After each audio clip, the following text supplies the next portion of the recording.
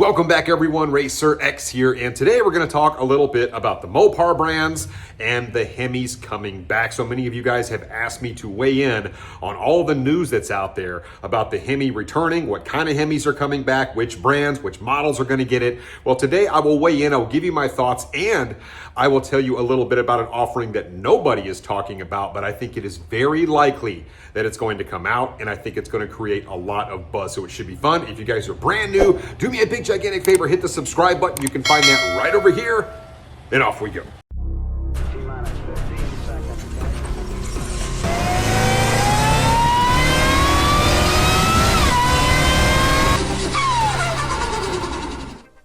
Check it out. Today I am back at the Dream Giveaway Garage in Largo, Florida, because I can finally show you something that I have been so excited to show you for the longest time. I knew this was coming. It is their newest giveaway, and if you are a Mopar fan, you will absolutely want to take a look at what I'm getting ready to show you. They have paired together two of the most epic Mopars ever made in the same giveaway. Here you have a 1969 Plymouth Roadrunner 440, and right over here, of course, a Hemi Cuda AAR. I love the paint schemes on both of these two cars, traditional Mopar colors. So yes, both of these epic classic Mopars can be yours. All you have to do is go to Dream Giveaway's website. You can enter my code RACERX. New for this year, they're giving all of my subscribers 4X entries. We just worked on that, so I'm super proud of that. So 4X entries, my code RACERX will be pinned down in the comments section to make it easy for you guys to find. It's pretty obvious that there are a lot of moving parts behind the scenes at Stellantis, and that's actually been the case for several months now. Ever since Carlos Tavares, the former CEO of Stellantis, resigned, Alcon and the board have been making big changes to try and repair the damage. Obviously, they brought Tim Kuniskis back like the very next day after Carlos resigned, and he is now the CEO over Ram. We have Bob Broderdorf, who worked very closely with Tim at Dodge. He is now the CEO over Jeep. Matt McAleer, who also work with Tim. Of course, he is the CEO over Dodge right now. We've got all these performance-oriented executives back in the fold there at Stellantis. I feel like Alcon and the board are definitely moving things in the right direction, but there's a lot of damage that needs to be repaired. Obviously, if you ask your normal Dodge enthusiast or Jeep enthusiast or really any sort of performance enthusiast, if they think that Carlos Tavares was leading Stellantis down the right path by going to, the 2030 program and going electric or going to hybrid, going to an inline Hurricane 6-cylinder versus the Hemi, most people would say that was a terrible move, but that is the direction that they went. Now everything is kind of coming full circle. There's a lot of backtracking going on, and it's pretty apparent based on all the information out there on the internet that the Hemi is definitely coming back. But to what capacity? Based on everything that I have heard and also reading articles from folks like Motor Trend and Mopar Insiders, it is pretty apparent that the Hemi is going to be making a comeback for the 2026 model year. They've even gone so far as to say that in August of this year, they will restart production here in the US over the 5.7 and 6.4 Hemis. I think if you were going to ask any performance enthusiast if that's a good move, I think most people would agree, yes, it is a good move. But that does present a little bit of an interesting conundrum, if you will, right? Because they already have the Hurricane series of engines out there. They've got them going in the Rams right now for 2024 and 2025. Also in the Wagoneers, you've got the standard output Hurricane out there putting out 420 horsepower, which is more than the outgoing 5.7. And you have the high output version, 540 horsepower in the Rams right now. And the Wagoneers just got bumped to 540 horsepower from 510. But that puts out way more horsepower than the outgoing 6.4 liter Hemi. So, to your average customer, would they rather have that additional horsepower or would they rather have the Hemi engine? I think it depends on who you ask. And what will the cost factor be, right? I mean, will they be less money than the Hurricanes? Will they be more money? Are people willing to pay more to get a Hemi? One of the things that so many people are talking about is just the cost of these vehicles, and they have made no bones about the fact they're trying to drive cost down. So it's great that they're listening to us, but now you've got kind of conflicting interests, right? I mean, what engine do you really want to put in there? Does it really behoove the company to put both Hurricanes and put Hemis in the same vehicle? Who knows?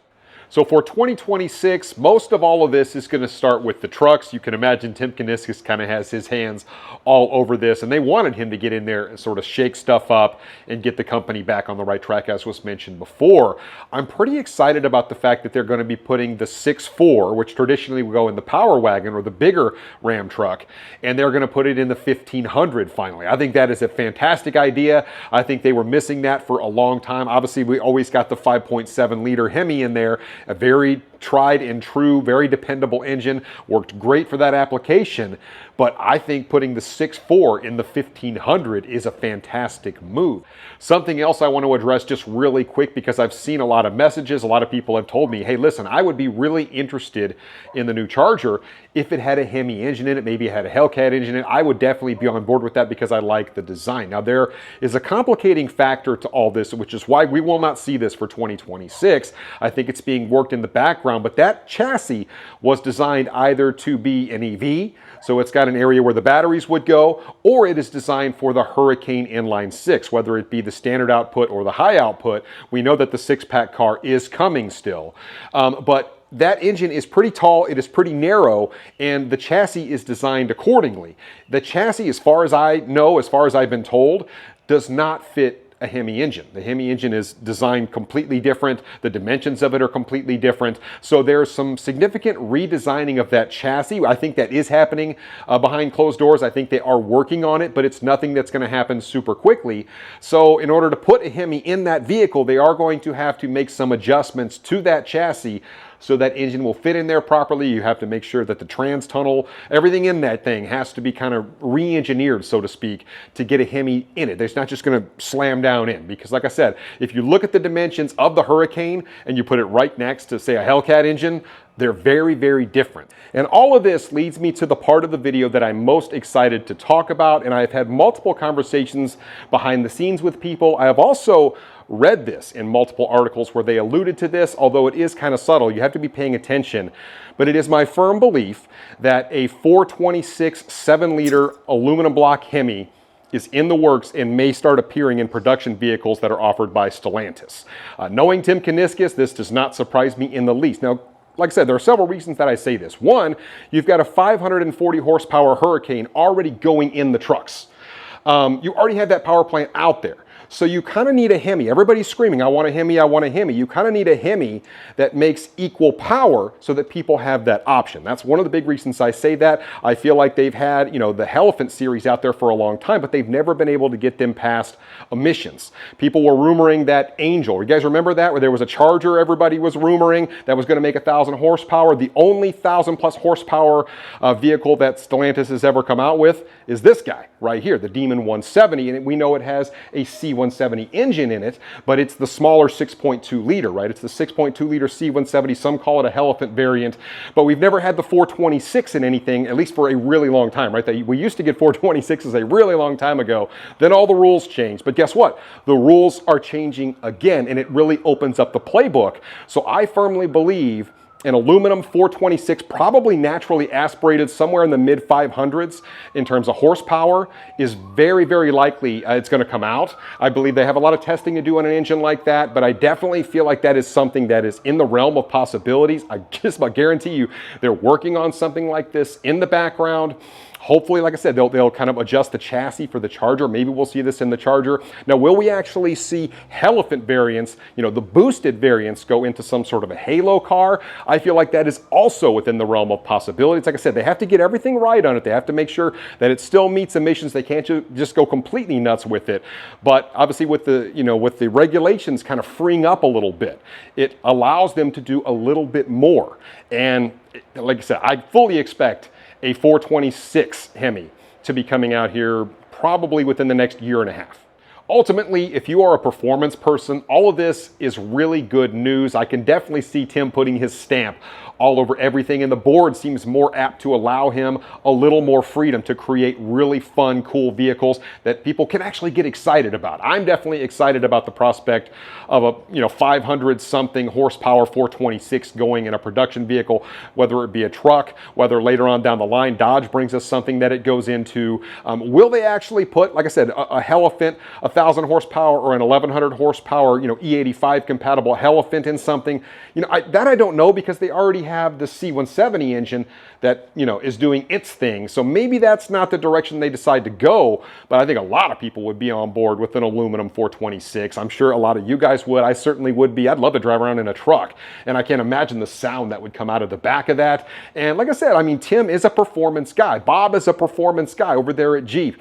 Matt is a performance guy at Dodge. And, it doesn't surprise me at all that this is the direction that they're going to take this thing. Don't expect an aluminum 426 to appear in a 2026 year model year truck or whatever it is. If anything, I believe it will probably come out maybe in 2027. Like I said, guys, I think there's going to be a lot of announcements at Roadkill Nights this coming year. They're going to bring a lot of excitement back to that event. I think, when I went a couple of years ago, so many people were let down when they brought the Banshee out. So many people were let down, when they brought the Hornet out. I mean, a lot of people just said the entire thing was a huge letdown. Do not expect Roadkill Nights this year to be a big letdown. That's all I'm going to tell you about it. I'm pretty excited. I just wanted to put this news out there. Like I said, it is my firm belief. It's not like I have had Tim Kuniskis say, hey, Racer X, I'm bringing this to market, I'm just putting all the pieces together based on what I've heard, based on what I've read, and based on what makes sense. You guys tell me, would you be on board with buying something with an aluminum 426 in it? Would you buy that over the Hurricane? Would you be on board with it? I mean, Ford brought out their Godzilla 7.3. They were able to do that. So Dodge is coming, and they're going to bring the heat. So anyway, guys, I'd love to hear your thoughts about it in the comments down below, and I will catch you on the next one. So until then, Racer X.